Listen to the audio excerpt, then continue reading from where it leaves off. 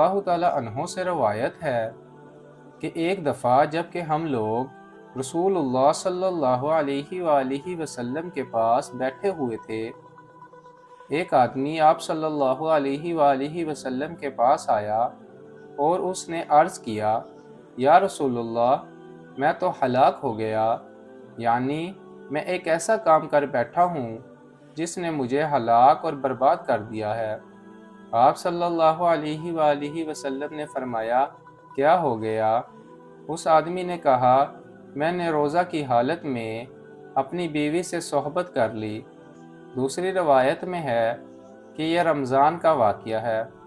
آپ صلی اللہ علیہ وآلہ وسلم نے فرمایا، تو کیا تمہارے پاس اور تمہاری ملکیت میں کوئی غلام ہے جس کو تم اس غلطی کے کفارہ میں آزاد کر سکو؟ اس آدمی نے کہا، نہیں۔ آپ صلی اللہ علیہ وآلہ وسلم نے فرمایا، تو پھر کیا تم یہ کر سکتے ہو کہ متواتر 2 مہینے کے روزے رکھو؟ اس نے عرض کیا کہ یہ بھی میرے بس کی بات نہیں۔ آپ صلی اللہ علیہ وآلہ وسلم نے فرمایا، تو کیا تمہارے پاس اتنا ہے کہ 60 مسکینوں کو کھانا کھلا سکو؟ اس نے عرض کیا کہ مجھے اس کی بھی مقدرت نہیں۔ آپ صلی اللہ علیہ وآلہ وسلم نے فرمایا، تو بیٹھے رہو، شاہد اللہ تعالیٰ کوئی سبیل تمہارے لیے پیدا کر دے۔ ابو ہریرہ رضی اللہ تعالیٰ عنہ کہتے ہیں کہ رسول اللہ صلی اللہ علیہ وآلہ وسلم بھی وہیں تشریف فرما رہے اور ہم لوگ بھی ابھی وہیں حاضر تھے کہ رسول اللہ صلی اللہ علیہ وآلہ وسلم کی خدمت میں کھجوروں کا ایک بہت بڑا بورا آیا۔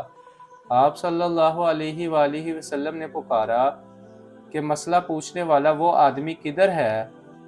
اس آدمی نے عرض کیا کہ میں حاضر ہوں۔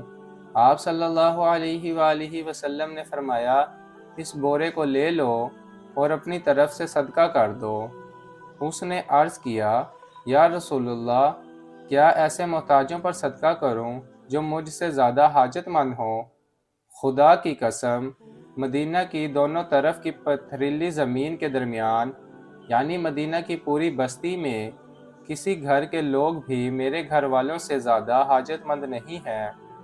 اس بات پر رسول اللہ صلی اللہ علیہ وآلہ وسلم کو خلاف عادت ایسی ہنسی آئی کہ آپ صلی اللہ علیہ وآلہ وسلم کے دائیں بائیں کنارے والے دانت کچیلیاں بھی ظاہر ہو گئی۔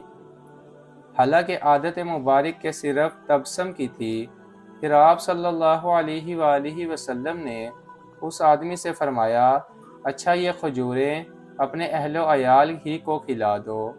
میرے پیارے دوستوں اور بھائیوں، اس حدیث سے معلوم ہوا کہ اگر کوئی آدمی رمضان کے روزہ میں نفس کی خواہش سے ایسی غلطی کر بیٹھے تو اس کا کفارہ یہ ہے کہ ایک غلام آزاد کرنے کی مقدرت ہو تو غلام آزاد کر دے، اگر اس کی مقدرت نہ ہو تو متواتر 2 مہینے کے روزے رکھے، اگر اس کی بھی طاقت نہ رکھتا ہو تو 60 مسکینوں کو کھانا کھلائے۔ اللہ پاک ہمیں اس حدیث پر پورا عمل کرنے کی توفیق عطا فرمائیں، آمین۔